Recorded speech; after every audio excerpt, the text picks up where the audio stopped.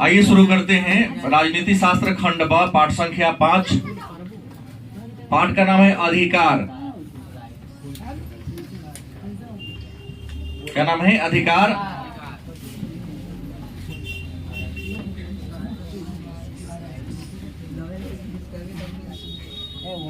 Rights.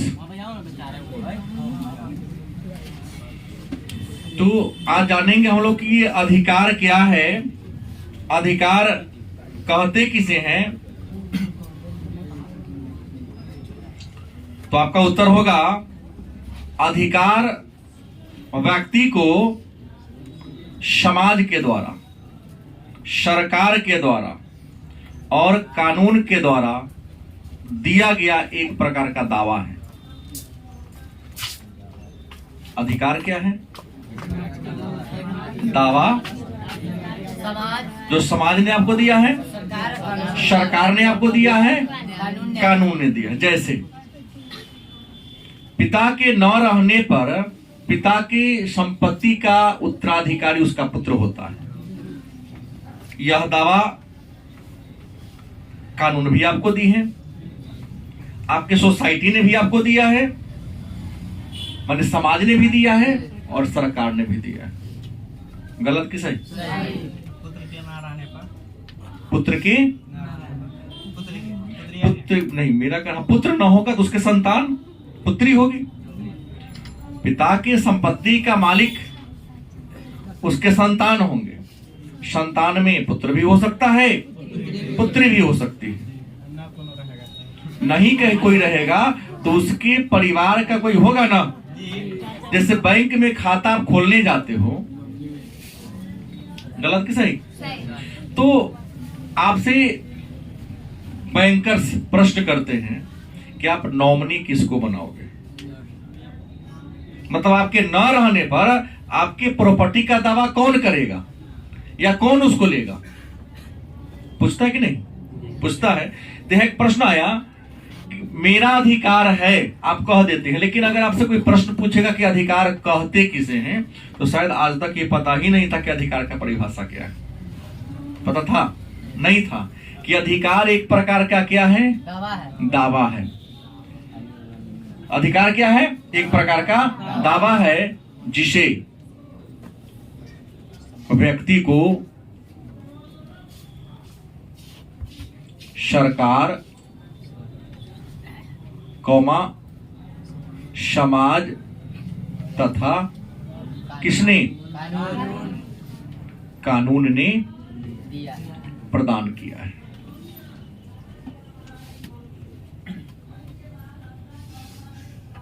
गलत किस है? मतलब दावा अधिकार एक प्रकार क्या है? दावा।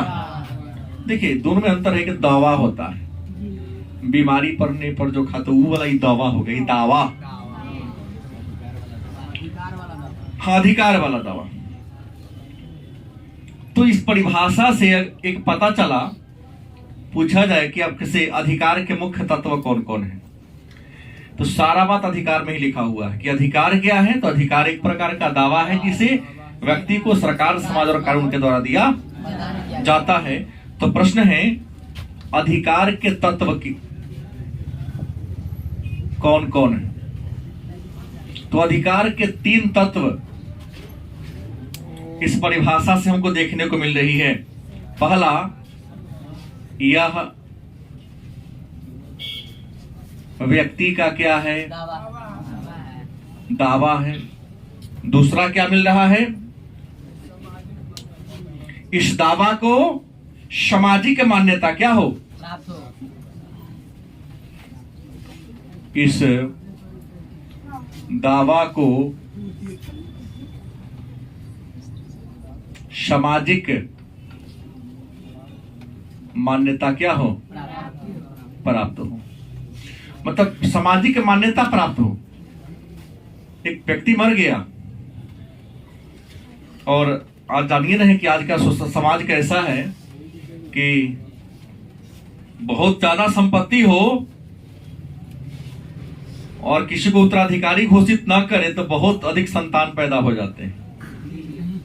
सही बोल रहा हूं, पेपर समाचार पत्र के माध्यम से सुनने को मिलता है कि कई ऐसे ऐसे बड़े राजनेताओं पर, अब सही है गलत मैं तो नहीं जानता हूं, लेकिन आरोप लगाया गया कि हम उनके संतान हैं, वो हमारे पिता थे, हमारी मां से उन्होंने शादी ही नहीं किया,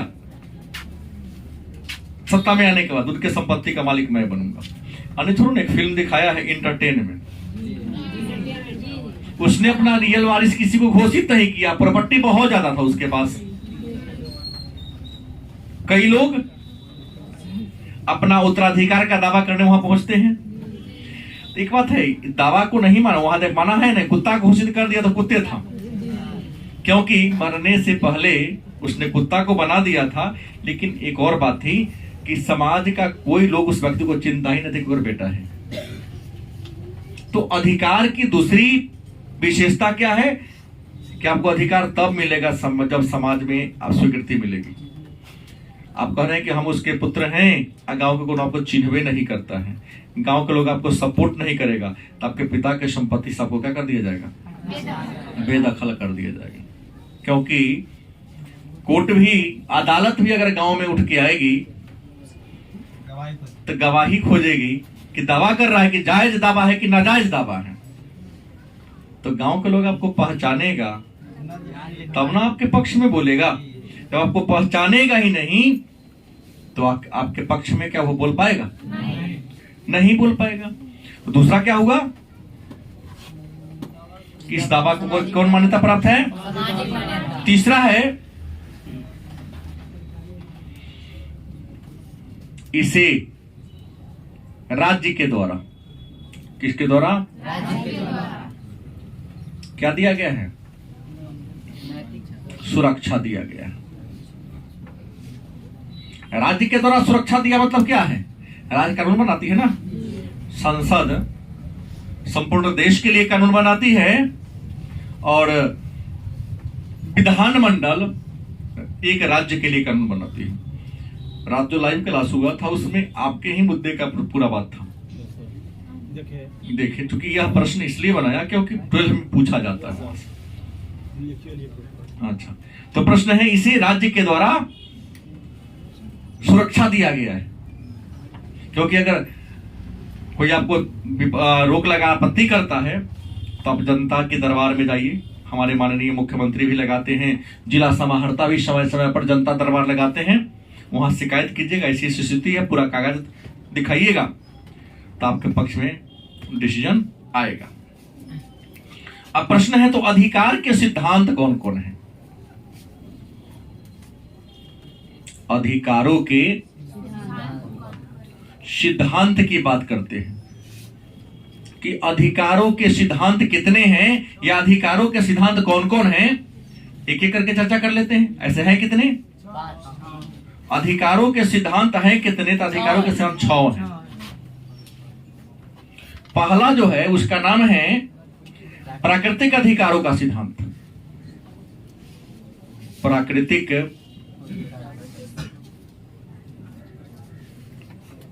अधिकारों का।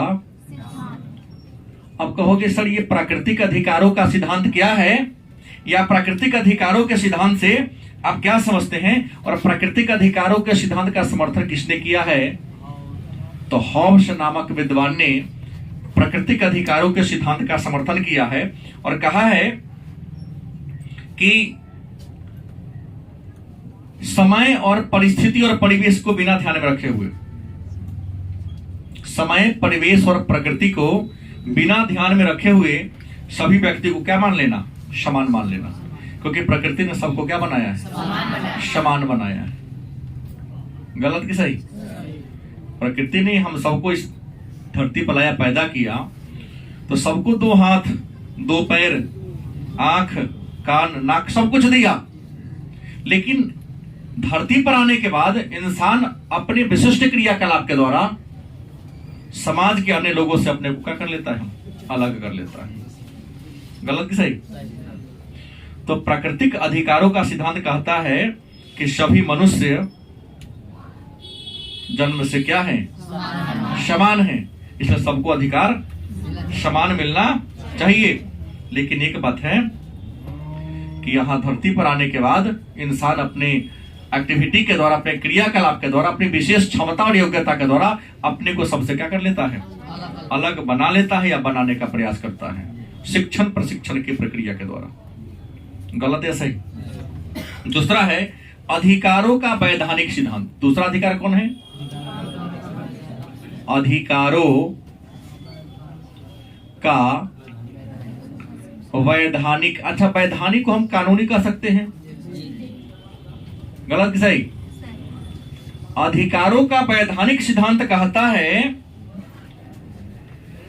कि कोई अधिकार तब तक वैधानिक नहीं माना जाएगा या किसी अधिकार का तब तक यूज नहीं कर सकते हो जब तक कानून उसको मान्यता न दे दे। क्या जी? वैधानिक सिद्धांत यह बताती है कि कोई अधिकार आपके लिए तब तक दावा नहीं हो पाएगी जब तक कानून के द्वारा स्वीकृति प्रदान, मतलब वह अधिकार जिसे कानून ने मान्यता दे दिया हो या जिस अधिकार को कानून के द्वारा, न्यायालय के द्वारा, अदालत के द्वारा स्वीकृति प्रदान कर दी गई हो, उस अधिकार को अधिकारों का वैधानिक सिद्धांत के नाम से जानते हैं। और इस सिद्धांत का भी सबसे बड़ा समर्थक कौन रहा है? John Austin. और हॉब्स भी इसके समर्थन किए हैं। ऑस्टिन नहीं किए हैं, ऑस्टिन तो पहले कर दिए, लेकिन हॉब्स भी इस सिद्धांत का समर्थन किए हैं। तीसरा है अधिकारों का ऐतिहासिक। तीसरा सिद्धांत कौन है? अधिकारों का इतिहास। अधिकारों का ऐतिहासिक सिद्धांत। तीसरा सिद्धांत कौन है? अधिकारों का ऐतिहासिक सिद्धांत। अधिकारों का ऐतिहासिक सिद्धांत कहता है कि हर अधिकार के पीछे हमारा इतिहास, एक परंपरा जुड़ा हुआ है। गलत कि सही? हर अधिकार के पीछे हमारी एक परंपरा, हमारा इतिहास छुपा हुआ है। गलत कि सही? जैसे पिता के मरने के बाद मुखाग्नि देने का परंपरा पुत्र को बना दिया गया। गलत कि सही? परंपरा से किसी किताब में नहीं लिखा हुआ है भाई, कानून संविधान में कहीं नहीं लिखा कि पुत्र ही देगा। लिखा हुआ है? पुत्री भी देगा, ये भी नहीं लिखा हुआ है। लेकिन पिता के मरने के बाद उसको मुखाग्नि कौन देगा? उसका संतान देगा। पुत्री क्यों नहीं देगी? हमने कहा नहीं, वही तो बता रहा हूं। अधिकारों का ऐतिहासिक सिद्धांत शुरू से ही चलते आ रहा है कि बाप को बेटा देता है, चलते यार। कहां लिखा है कि ना बेटा ना देगा बेटी देगी? लिखा है कहीं? हाँ, तो वही ना बात है कि बेटा ना रहेगा तो कौन देगी? बेटी देगी। कई जगह हुआ था, विवाद हो गया। अभी हाल में 2 साल पहले हुआ है, टीवी में देखे थे, पेपर में मैं देखा था, कई बार रियल में देखे हैं। तो विरोध कर दिया लोगों ने, भतीजा सब विरोध कर दिया क्योंकि उसको बेटा था नहीं, संपत्ति ज्यादा था। कहा कि हमको संपत्ति से मतलब नहीं है, हम आपको प्रमाण दिखाइए किस किताब में लिखा हुआ है कि पुत्री पिता को मुखाग्नि नहीं देगा। मैं नहीं दूंगी। सीधा कहते तुमको अधिकार नहीं है, तो बेटी को नहीं दिखा है तो कौन किताब में लिखा है? पढ़ी लिखी थी किताब, दिखाई मैं मान लूंगी। प्रमाण सिद्ध नहीं कर पाया, प्रमाण सिद्ध नहीं करोगे तो उसका जो संतान है तो करवे करेगा काम को। तो अधिकारों का ऐतिहासिक सिद्धांत कहता है कि कुछ बात ऐसे हैं, कुछ नियम ऐसे हैं जो परंपरा से चलते आ रहा, हम उसको फॉलो करते चल रहे हैं। लिखा हुआ कहीं नहीं। गलत कि सही? सही बात है। परंपरा बना दिया है ना पुरुष प्रधान समाज ने कि जो त्योहार करेगी महिला ही करेगी, पुरुष कौन नहीं करेगा। कहां करता है?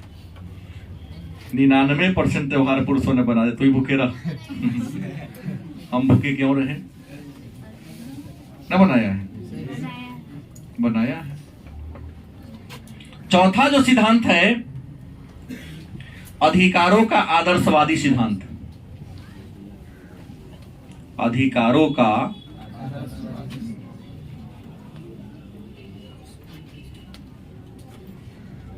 आदर्शवादी सिद्धांत। अब कहोगे सर ये अधिकारों का आदर्शवादी सिद्धांत क्या है? तो अधिकारों का आदर्शवादी सिद्धांत कहता है कि मानव को हमेशा विवेक सम्मत ही दावा करना चाहिए। वैसा दावा नहीं करना चाहिए जो विवेक सम्मत मन बुद्धि वाला ना हो, नहीं तो कई बार इसकी आपको क्या हानि उठानी पड़ेगी, क्षति होगी, हानि उठानी पड़ेगी। गलत कि सही? जैसा उन्होंने अभी कहा ना कि पिता को मुखाग्नि कौन देगा? पुत्र देगा। कहाँ लिखा हुआ है? एक हमारी सामाजिक परंपरा, पुरुष प्रधान समाज है, चलते आ रहा है। गलत कि सही? पुरुषों ने अपने वर्चस्व को स्थापित करने के लिए सारे कानूनी रूपी बंधन, चाहे वो कानून सामाजिक और महिलाओं पर का थोप दिया। गलत कि सही? और झेलते सब आ रहा है। आदर्शवादी कहता है सिद्धांत कि हर अधिकार का उपयोग कर सकते, लेकिन उसका आधार क्या हो? विवेक हो, बुद्धिसम्मत हो, तर्क की कसौटी पर उतरे, खरा उतरे। तर्कपूर्ण नहीं हो उसको स्वीकार न किया जाए। पांचवा जो है सामाजिक कल्याण का सिद्धांत। सामाजिक कल्याण का प्रश्न है, सामाजिक कल्याण का सिद्धांत क्या है? तो हमारे सरकार ने, समाज ने और कानून ने व्यक्ति को जो अधिकार दिया है, वे सारे अधिकार समाज के कल्याण के लिए दिया है। आप ऐसा किसी अधिकार का यूज नहीं कर सकते हैं जिससे समाज को क्या होती हो? क्षति होती हो। नहीं, आपका खेत है, आप चाहे तो अपने खेत में जो कर ले, कोई रोकने वाला है? लेकिन बगल में मेरा घर, तो गहरा नहीं खा सकते अपने खेत में, बांस का पेड़ नहीं लगा सकते। हम रात में सो रहे हैं तो जनरेटर चला रहे हो, नहीं चलाना देंगे, क्योंकि तुम्हारे चलाने से हमको सोने का अधिकार, मौलिक अधिकार है, संविधान का अनुच्छेद 21 कहता है, और हमको सोने में दिक्कत हो रही है। मानवता है, छोड़ देते हैं, चलो कोई बात नहीं, लेकिन तेज कीजिएगा, पुलिस को जाके सूचना दे देंगे तो आपका डिब्बा हुआ सब ले चल जाएगा, कुछ नहीं कर सकते हैं। तुम कहां जाओगे? क्योंकि संविधान का अनुच्छेद 21 में स्पष्ट लिखा हुआ है, उसमें तो सैकड़ों बातें हैं। सोने का अधिकार, शांति से जीने का अधिकार, गोपनीयता, सब अधिकार आपके पास है। लेकिन समाज में रहते तो बहुत ऐसे बातों को हमको सह कर चलना पड़ता है। नहीं तो आज हम नहीं मानेंगे तो कल मेरा भी नहीं मानेंगे। हमें भी तो अपनी बेटा बेटी की शादी करनी है ना, तो आज ऊपर जाते कल हम भी बजाएंगे, चलो। लेकिन कुछ लोग ज्यादा कर देते हैं, नहीं। हाँ, अब है छठा जो अधिकार है, अधिकारों का मार्क्सवादी सिद्धांत।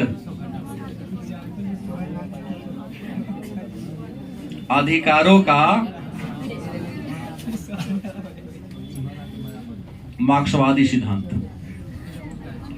प्रश्न है तो अधिकारों का मार्क्सवादी सिद्धांत क्या है? तो अधिकारों का मार्क्सवादी सिद्धांत कहता है कि उसी समाज में आपका अधिकार सेफ या सुरक्षित रह सकता है जिस समाज में कोई वर्ग ना हो, वर्गहीन समाज हो। जैसे हमारा समाज आज भी, अलग बात है कि ये राजनीतिज्ञ लोग जाति धर्म के नाम पर हम सबको लड़ा रहे हैं, क्योंकि दुनिया में सबसे बड़ा मूर्ख तंत्र इंडिया है। लोकतंत्र मत कहो, मूर्ख तंत्र ही है, नए का नाम है। रियल में अगर वर्ग है हमारे समाज में, दो ही वर्ग है, एक अमीर वर्ग और एक गरीब वर्ग। जाति धर्म तो नेता अपना राजनीतिक रोटी सेकने के लिए जाति धर्म रूपी तावा बना लिए। चुनाव का समय आएगा, जाति धर्म के नाम पर तवा को गरमाएंगे और रोटी को सेक कर पुनः 5 साल मुझ बाहर आएंगे। दूसरा क्या कर रही तो है।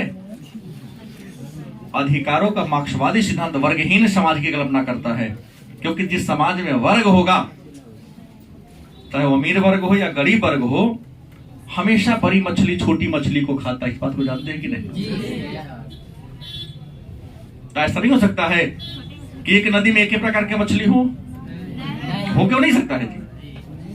यही होता ही है, जो मछली पालन करते ही हैं, एक ही बार का सब्जी ना रखता है। गलत सही है? तो हम पोखरिए ने बात कर रहा हूं, बोला गया होगा पोखरा था, नदी जो बोला गया होगा। नहीं हो सकता है क्या जी? हो सकता है। अब प्रश्न है, तो अधिकारों के प्रकार कितने हैं? एक बात होगी ना कि अधिकार के तो सिद्धांत 6 गो हो गए, तो प्रश्न का आया अधिकारों के प्रकार। अधिकार कितने प्रकार के हैं? तो अधिकार आपका 6 प्रकार के अधिकार हैं। अब कहोगे सर ये 6 अधिकार हमारा है कौन कौन? और आपको बता दें, ये 6 जो अधिकार है, एक जगह और चर्चा है, ये नहीं है, थोड़ा अलग है। वो 6 संवैधानिक अधिकार भी आप लोगों को है। संविधान के भाग 3 के अनुच्छेद 19 में पढ़े है ना, 6 प्रकार के स्वतंत्रता का अधिकार है। लेकिन वह स्वतंत्रता जो रही सीधे क्या है अधिकार है। तो पहला अधिकार इसका कौन है? नैतिक अधिकार। पहला कौन अधिकार है? प्रश्न, नैतिक अधिकार क्या है? तो नैतिक अधिकार वह अधिकार है जो इंसान के चेतना से, दिमाग से जुड़ा हुआ है। और नैतिक अधिकार में आता है सम्मान पाने का अधिकार। कौन सा अधिकार? आपका नैतिक अधिकार है। और सम्मान और अपमान की बात उसी को समझ में आता है जिसके पास क्या हो? ब्रेन हो, बुद्धि हो, चेतना हो। आज जहां वो है ये नहीं है, तो वही बात मैं कहता हूं, अनहरा के जगले की सुध लेके गलत की सही? उसके लिए तो हर बात बराबर है। नैतिक, हाँ, भैंस की आगे बीन बजाई, भैंस बैठी पगुराई नहीं। नैतिक अधिकार जैसे ये चीज आप लोगों में नहीं है। 90% है, 10% है।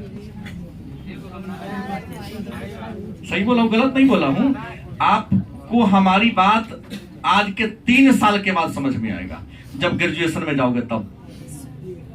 जब पिताजी के तरफ थोड़ा सा खर्च मिलने में ढिलाई होने लगेगी, कहेंगे बेटा थोड़ा सा अपना जुगाड़ खुद करो, हम तो बहुत झेल लिए तुमको। एहसास होगी। किसी विद्यालय में वो मन होगा कि चलता हूं पढ़ाने, जाओगे तो वहां कहेगा एक आवेदन पत्र लिख के दिखाओ। तुमको आवेदन पत्र नहीं लिखने आएगा। खड़ा होकर कुछ विषय पर थोड़ा सा इस पर कुछ लिख के दिखाइए, तुमसे नहीं लिखाएगा। उस समय एहसास होगा कि हमने अपने जीवन का बहुमूल्य समय जो हमारे पिता ने जीने के लिए दिया था, कुछ करना नहीं था, केवल ज्ञान अर्जित करना था। गलत कि सही? हमने गंवा दिया। एक दो विद्यालय धक्का देगा। वैसे कई लोग कहा कि सर आपको तो बहुत पहचान है, थोड़ा कहीं धरा दीजिए। हालांकि कई को पकड़ा, बोला तो रख लेता है, सीधा नाम पर भेजे सब रख लेते हैं। लेकिन एक जगह से कंप्लेन है, सर इनको आवेदन कहते हैं हम एमए में चल गए, इनको तो लेटर भी लिखने नहीं आता है। हमने कहा राष्ट्रपिता पर कुछ 4 लाइन हमको लिख के देखे, वो भी नहीं आता है। कौन जी का पढ़ाएंगे?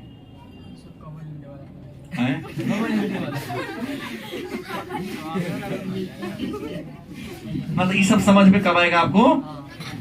जब जीवन की वास्तविकता को समझेंगे। अभी तो जीवन क्या यही पता नहीं है। बिना पंख के अनंत ऊंचाई में उड़ रहे हैं आप लोग। जब हाँ गिरेंगे बीच में, मुंह नाक जौन दिन बराबर होगा ना, उस दिन पता चलेगा। हाँ, नैतिक अधिकार क्या है? तो नैतिक अधिकार जिसका संबंध किससे है? चेतना से है। किससे है? और नैतिक अधिकार के अंतर्गत सम्मान पाने का अधिकार। ऐसा फीलिंग होता होगा, लेकिन आपको कोई बात नहीं है कि हम भी जाए तो कोई हमको ऐसा बैठिए ना, सिट डाउन प्लीज, कुर्सी हमको दे, जाते जाते मेरे लिए थोड़ा सा ये करके आए। हम चले तो कोई हरे फलाना जा रहा है। गलत कि सही? नैतिक अधिकार का संबंध किससे है? दूसरा जो अधिकार है सामाजिक अधिकार हो गया। आओ ना वैधानिक पर पहले। वैधानिक अधिकार, हमने कहा विधान का मतलब क्या होता है? कानून। वह अधिकार जो आपको कानून ने दे दिया है। किसने दे दिया है? वह अधिकार जो किसने दे दिया? और कानून ने तो हमको 6 प्रकार का अधिकार दिया है कि नहीं दिया है? बोलने का अधिकार, संघ बनाने का अधिकार, देश के किसी क्षेत्र में भ्रमण करने का अधिकार, किसी भी व्यवसाय को पकड़ने का अधिकार, कहीं पर बस जाने का अधिकार। इतना ही नहीं, अनुच्छेद 21 पर हो गए तो पूरा बोर्ड बढ़ जाएगा, फिर भी लाइन नहीं घटेगा। नहीं, इतने प्रकार के अधिकार आपको दिए गए हैं।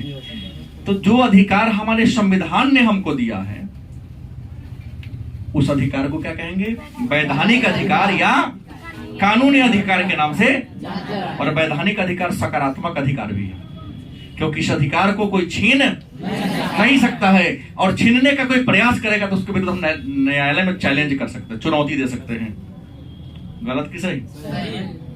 अगर आपका मौलिक अधिकार कोई छीनने आए तो आर्टिकल 32 के तहत सुप्रीम कोर्ट में और 226 के तहत आप हाई कोर्ट में जाते हो।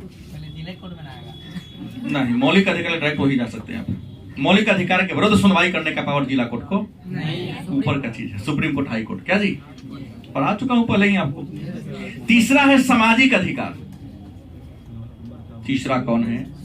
सामाजिक अधिकार। अब कहोगे सर ये सामाजिक अधिकार क्या है? तो हमारे समाज ने हम सबको कुछ राइट दिया है। हम मनुष्य सामाजिक प्राणी है, अरस्तु ने कहा था। और हमारे समाज ने भी हम सबको कुछ पावर दिया है, कुछ अधिकार। तो समाज के द्वारा दिए गए अधिकार को और सामाजिक अधिकार का संबंध व्यक्तिगत स्वतंत्रता से है, कि हमारा निजी संपत्ति हम उसको जैसे चाहे यूज कर सकते हैं। गलत कि सही? लेकिन सरकारी को नहीं। तो अपना घर में जो करना है कर, सड़क पर आके सिगरेट पिएगा तो सब याद दूझा पर देगा, क्योंकि लिखा है सार्वजनिक जगह पर इन चीजों को नहीं करना है। लेकिन यहाँ तो बड़े बड़े पदाधिकारी करते हैं, तो हम और आप हम काहे ना करवे? गलत नहीं बोल रहा हूँ। वो तो बात वही हो गई, एक बच्चा सड़क के किनारे खड़ा होकर टॉयलेट कर रहा था, किसी सब इंसान ने कहा चले बाप को कहते हैं, तो बाप छप्पर पर खड़ा होकर टॉयलेट कर रहा था। नहीं हुई बात। हम तब न बाएं से निकलेंगे जब नियम बनाने वाला भी इसको फॉलो करे। यहाँ तो नियम बनाने वाले ही नियम को क्या करते कई बार हाँ तोड़ देते हैं। तो भला हम लोग तो छोटे हैं, अज्ञानी हैं, ज्ञानी लोग ही तोड़ते हैं, तो अज्ञानी को दंड कैसे मिलेगा? जैसे हम बात करता हूं महाभारत में, हमने एक जगह पढ़ा कि जब युधिष्ठिर पांचों भाई और दुर्योधन 100 भाई पढ़ के आया तो हुआ कि राजा कौन बनेगा, राजा के लायक कौन है? नियमतः हुआ कि धृतराष्ट्र युधिष्ठिर ही राजा बने, पांडु का पुत्र दुर्योधन कहा कि हम बनेंगे। उस समय एक घटना आई उनके सामने, चैलेंज आया, एक मुकादमा कि एक व्यक्ति के घर में चोरी हो गई थी। 3 व्यक्ति ने मिलकर एक घर में क्या कर लिया? चोरी कर लिया। चोरी नहीं किया, हत्या कर दिया, सॉरी हत्या कर दिया था। हुआ कि डिसीजन दिया जाए तो राज्यसभा की बैठक चल रही थी। राज्यसभा में दुर्योधन भी प्रेजेंट था और युधिष्ठिर भी प्रेजेंट थे। उस समय राजा कौन था? धृतराष्ट्र। सभापतियों ने कहा कि राजा का फैसला ही डिसीजन में हो जाएगा, कि दोनों युवराज को मौका दीजिए कि सही डिसीजन कौन लेता है। हुआ कि पहले दुर्योधन छोटा है, दुर्योधन ही ले ले। दुर्योधन से पूछा आ गया कि देखो इस तीनों ने मिलकर एक व्यक्ति की हत्या कर दिया, चोरी भी किया, विरोध करने पर हत्या भी कर दिया, सजा क्या हो? बिना दिमाग वाला था ही, अरे इसने हत्या के तीनों को मार दो, फांसी दे दो। इसका मतलब कुत्ता हमें काट ले तो हमें कुत्ता काट ले। क्या जी, ठीक बात है? बात ठीक है, अपना फैसला दे दिए, सोचना है कुछ नहीं, हम दे दिए, तो सीधा हिसाब साफ है। किसने मारा, इस तीनों को ही फांसी दे दिया जाए।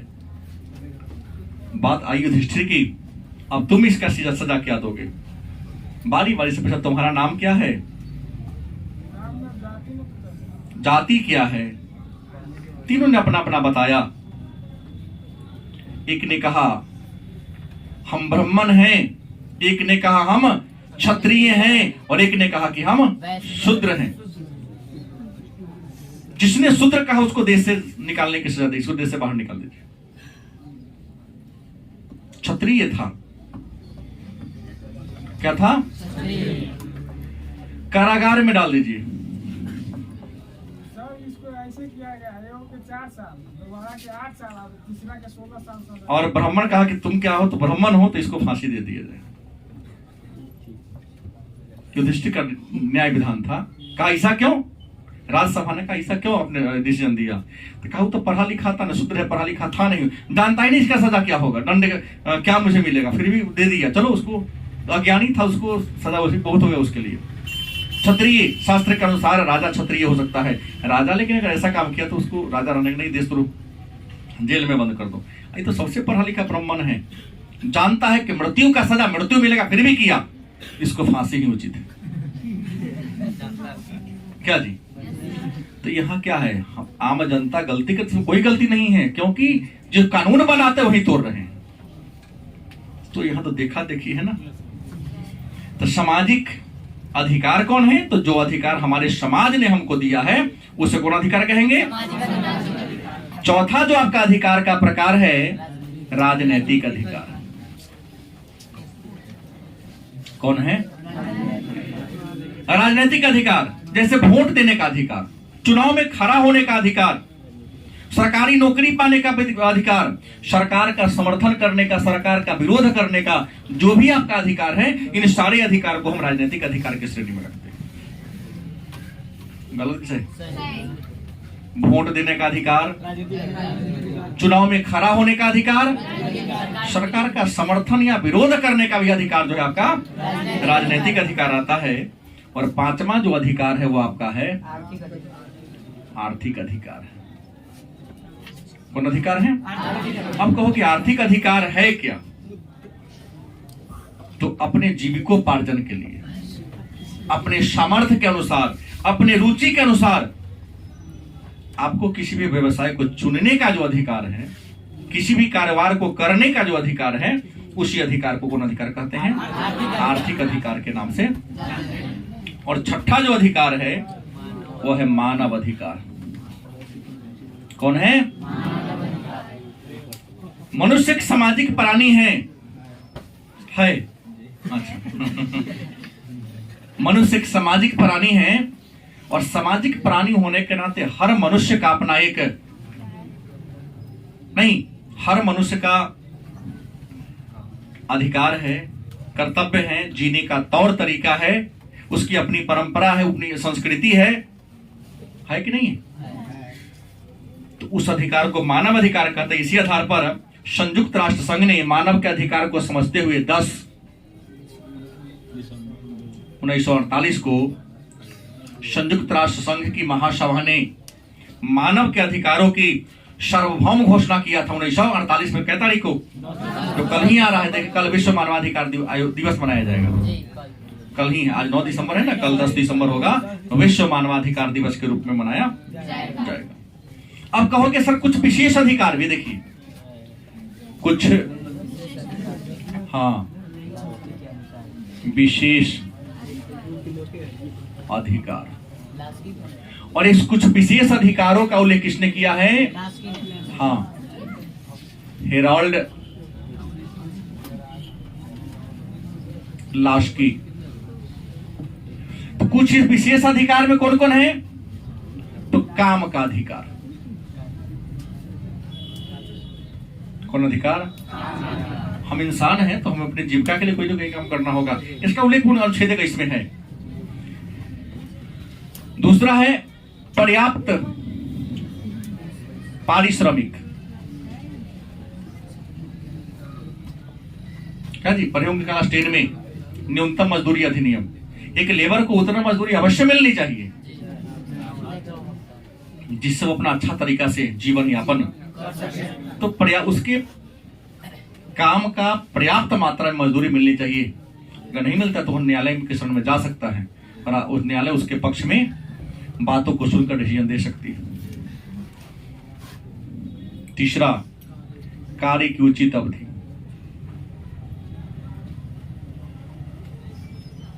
ऐसा नहीं कि अगर वह गरीब है तो कीड़ा मकोड़ा, नियम है 6 घंटा, अधिक से अधिक आप 8 घंटा काम ले सकते हैं। एक फिक्स अवधि होनी चाहिए। रात्रि सोने का समय है, नहीं काम ले सकते हैं। हाँ, विषम परिस्थिति है तो अगर डे में काम नहीं किया हो तब उससे काम ले सकते हैं, लेकिन डे वाला फिक्स होता है कि आप कोई लेबर लगातार, देखिएगा दिल्ली में जो काम करता है पूछ लीजिएगा कि नियम होता 15 दिन तक नाइट ड्यूटी करेगा, 16वां दिन से उस लेबर को नहीं लगाना है, दूसरा आएगा। क्योंकि रात सोने का है, लगातार एक इंसान रात भर जगता है और दिन भर सोता है तो कुछ दिन का तो डिप्रेशन में जाएगा ही, कई प्रकार की बीमारियां उसको पकड़ ही लेना है। तो शिफ्ट को बार बार चेंज किया जाता है। क्या जी?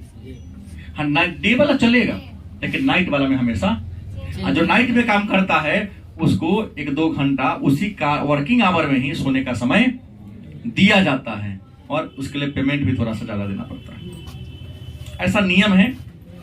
इसके अलावा चौथा क्या है? शिक्षा का अधिकार।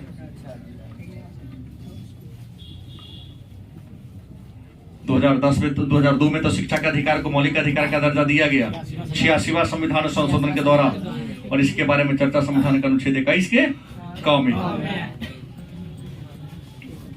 5वां है राजनीतिक सत्ता। राजनीतिक सत्ता पाने का अधिकार, गलत कि सही? संघ बनाने का अधिकार, गलत कि सही? हाँ। संपत्ति का अधिकार, देखिए मौलिक अधिकार नहीं है, संपत्ति का अधिकार है। तब ना सरकार अगर आपके प्रॉपर्टी को अपने अधीन लेती है तो उसका उचित मुआवजा देती है। सड़क बनता है, रेल बनता है, कोई सरकारी काम में अगर आपके जमीन का यूज होता है तो सरकार उसका मुआवजा देती है कि नहीं देती है? देती है। हाँ, मिलता है 4 गुना पैसा। भाषण का अधिकार होना चाहिए और कानून के समक्ष समानता। मतलब हमने कुछ ही लिखा, 50 से ज्यादा है यहां पर, लेकिन हमने कुछ अधिकारों के बारे में आपको चर्चा किया है। प्रश्न है, तो ये सारे अधिकार हैं लेकिन सुरक्षित कब रहेंगे? तो ये सारे अधिकार सुरक्षित तब रहेंगे जब न्यायपालिका क्या होगी? स्वतंत्र तथा निष्पक्ष होगी। गलत सही? मतलब अधिकार की सुरक्षा कब होगी? जब न्यायपालिका निष्पक्ष होगी और स्वतंत्र होगी। तो ये रहा आपका अधिकार और इससे जुड़ा हुआ मुख्य बातें। आगे की क्लास में हम लोग अगला टॉपिक पर चर्चा करेंगे।